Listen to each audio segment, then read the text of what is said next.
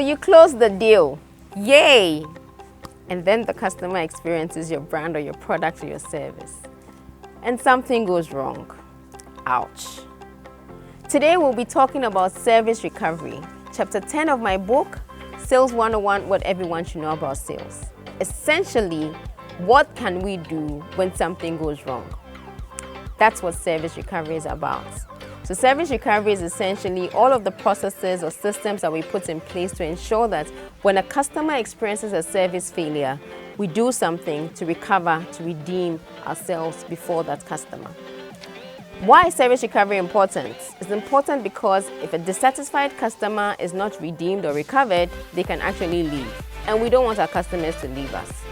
What do we do when we're trying to recover a service? Before we even go into that, there's something called the service recovery paradox that's important that we know about. The service recovery paradox essentially assumes that when a customer experiences a service failure and the company that delivered the service goes out of their way to ensure that they redeem themselves, this customer becomes more satisfied than the customer who never experienced a service failure. That sounds like a contradiction, but it actually is true. So the essential idea is that when something goes wrong, and things do go wrong, in spite of our best efforts to do the right thing with customers, there are times where things go wrong and they're out of our control. But what can we do to ensure that we get the customers back? That's what service recovery is. A couple of things to consider in trying to redeem ourselves when our customers experience a service failure. One, you want to acknowledge the service failure. You never want to talk it away. You never want to cover it up. You want to acknowledge that this service failure actually happened. The next thing is to empathize. Empathize with the customer. Don't make it seem as if what they're saying doesn't matter, or never make it look like they're being over dramatic and they're saying something that never really happened. The third thing you want to do when it comes to service recovery is to apologize. Apologize because that is not what the customer expected from your company or of your brand.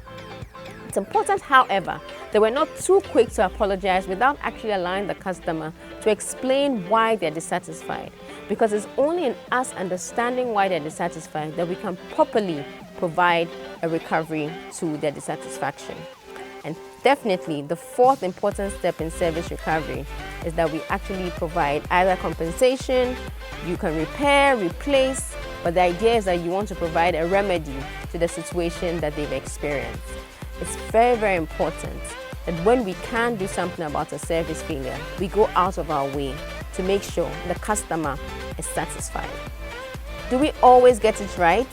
No. And there are times where, in spite of our best efforts, things can go wrong. But what's important is that when things go wrong, we're very intentional about trying to get the customer back onto our side. Thank you for joining me today. I'll come back your way, same time next.